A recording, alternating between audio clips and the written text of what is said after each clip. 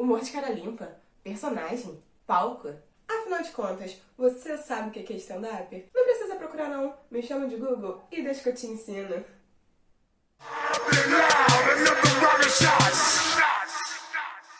Turn down for what? Turn down for what? Olá, vagabundos! Muito bem-vindo ao Compilado da Comédia. Eu sou a Bela e sejam muito bem-vindos ao Compilado da Comédia. Sim, esse canalzinho que está surgindo para te deixar inteirado de tudo que está acontecendo no mundo do stand-up brasileiro. E nada mais justo do que a gente começar então falando de história do stand-up, exatamente como nasceu, de onde veio, como surgiu, como se implementou no Brasil, né, esse stand-up. É tudo isso que eu vou te ensinar nesse vídeo. Pra começar, a gente vai falar como que surgiu, da onde que veio esse pensamento de poder ganhar dinheiro com o stand-up, de que isso seria uma profissão. Como é que veio esse pensamento na cabeça das pessoas? Se a gente voltar isso muito lá no tempo, bem lá atrás, a gente pode ver que a gente pode ter uma semelhança que isso começou a acontecer lá na época dos bobos da corte. Sim, os bobos da corte, eles ficavam lá fazendo graças, piadas, personagens engraçados pros reis e pros servos, né, pra aquela sociedade que achavam graça e era um jeito deles aliviarem a tensão até de todo o sofrimento que era na época, de toda a pobreza, enfim, né, de toda a escassez até que era na época. E o bobo da corte, ele tinha esse papel de alegrar aquela sociedade, pelo menos por um tempo, né? Se a gente for pegar algo semelhante, é isso que os comediantes fazem hoje em dia. Eles fazem suas piadas, eles fazem seus monólogos, eles fazem seus personagens, tudo pra poder animar a gente, nos fazer sorrir, e viram que tem como ganhar dinheiro com isso, né? Notar aí que esse ramo é gigantesco do stand-up. Então, voltando bem no tempo, a gente começa pegando daí esse surgimento da profissão, e com isso a gente vê que o stand-up brasileiro, ele teve bastante influência do stand-up americano, como Bob Hope, Woody Allen, Morty Sa, Chris Rock, que vocês devem conhecer. Então a gente teve bastante influência aí desse stand-up americano. E a gente começa esse stand-up no Brasil lá por volta dos anos 60, mais ou menos, com José Vasconcelos. Sim, José Vasconcelos, ele foi o grande pioneiro, como a gente fala, do stand-up brasileiro. Ele já fazia seus shows, ele tinha seu microfone, ele tinha o seu monólogo, né? Era muito bacana isso, porque não tinha ninguém que fazia isso aqui no Brasil dessa forma, sabe? Sendo que o José Vasconcelos, ele fazia o que a gente chama de one-man show. O que é o one-man show? É o espetáculo do comediante, porém, ele sempre está utilizando de interpretação, personagem, música, dança.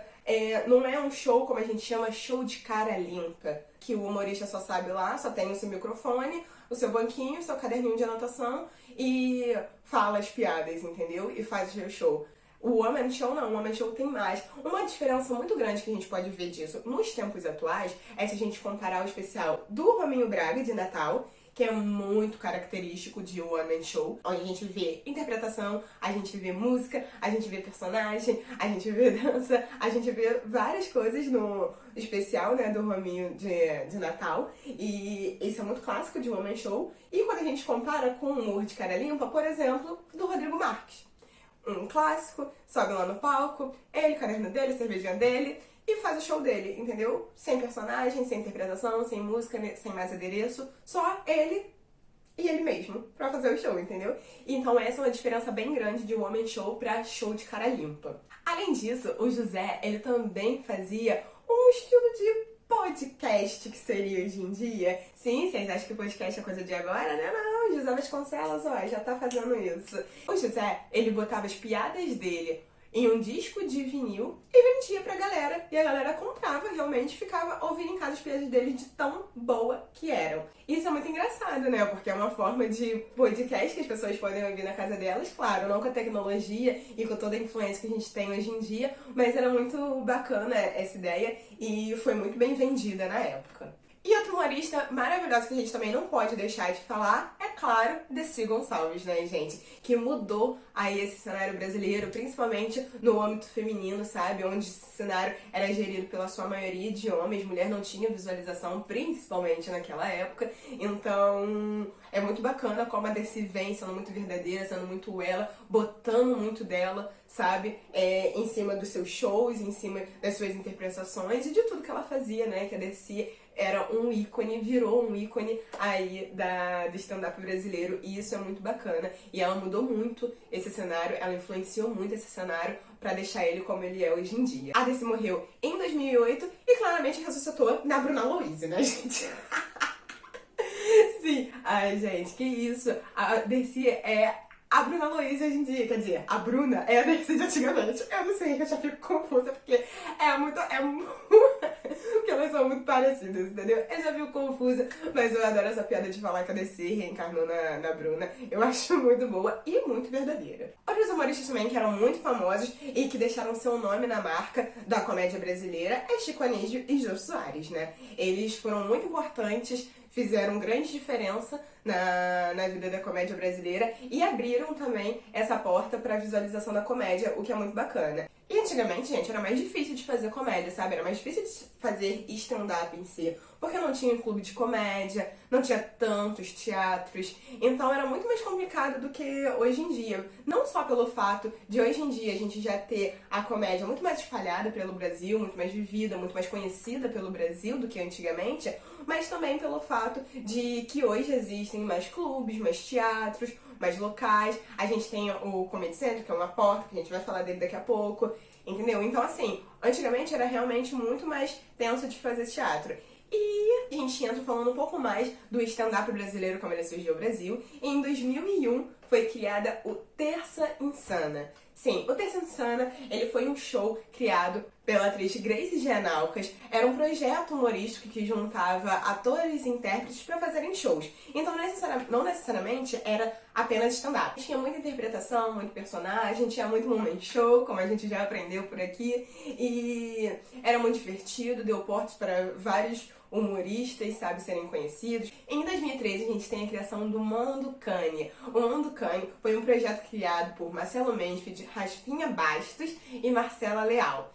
Ele era dividido em duas partes. A primeira parte era o Mansfield fazendo os personagens dele e a segunda parte era o stand-up do Rafinha e da Marcela. O Manducane não era exatamente só pra stand-up, a gente tinha o stand-up do Rafinha e da Marcela, mas a gente também tinha os personagens do Mansfield que ele fazia. Ele fazia stand-up juntamente com personagens. Em 2005, por Fernanda Cleilon, Paulo Carvalho e Cláudio Torres de Gonzaga, foi lançado exclusivamente um show apenas para stand-up. Ele acontecia lá no Rio Design e era o nosso famoso Comédia em Pé. Sim, aí surge o Comédia em Pé e surge o primeiro show só de stand-up, pra falar só de stand-up, pra mostrar apenas stand-up pra galera. E isso é muito bacana, ficou muito conhecido Comédia em Pé. E existe até hoje, com, claro, o elenco um pouco mais atualizado. O Cláudio Torres Gonzaga continua, tem Ed Querido, tem Lali de la Penha. Muito bacana, deu início aí a esse shows apenas de stand-up, sem homem show, sem interpretação, só aquele humor clássico que a gente ama, de cara limpa.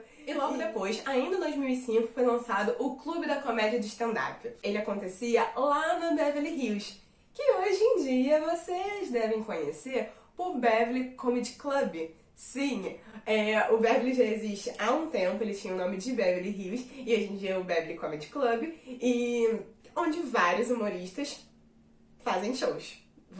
Tem vários shows. E em 2006, a gente tem a aparição do Diogo Portugal no programa do Jô Soares. Então, Canal Nobre, Rede Globo, uma visualização gigantesca para a profissão de humorista e para o stand-up brasileiro.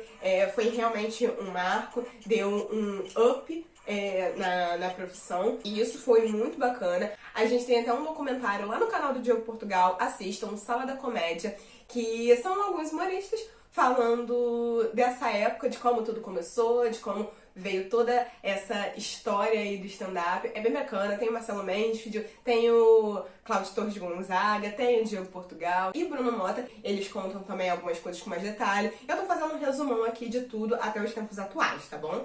Então eles contam com mais especificações como era naquela época. E em 2008 surge o Comédia ao Vivo, onde vários humoristas se juntam em uma noite e fazem o seu show. O Comédia ao Vivo ele foi pioneiro no Open Mic.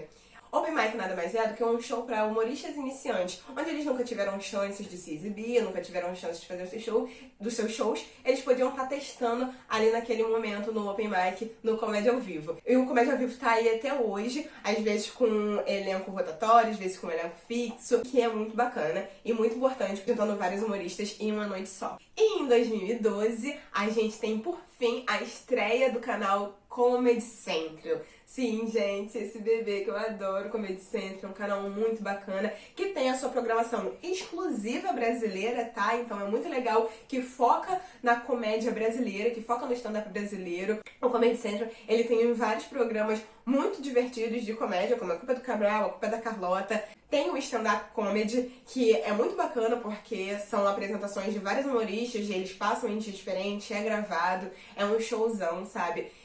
Que o Comedy Central chama os humoristas e valoriza muito, muito o stand-up brasileiro e a comédia brasileira, né? E deu uma visibilidade gigantesca pra profissão. E isso é muito bacana. Foi um dos marcos cruciais, assim, na profissão de humorista. Isso é bem legal. Bom, gente, é isso. Muito obrigada por ficarem até aqui comigo. Muito obrigada por conhecerem um pouquinho mais da comédia e do stand-up brasileiro aqui comigo.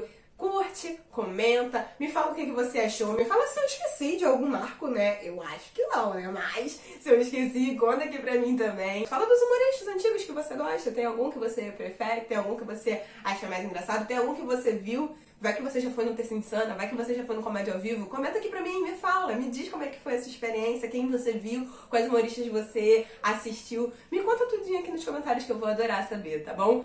Um beijo pra vocês, até o próximo vídeo. E segue a gente lá no Instagram, @compilado da comédia. Tchau! Foi! Nem acredito que foi, amiga! Vai morrer na edição.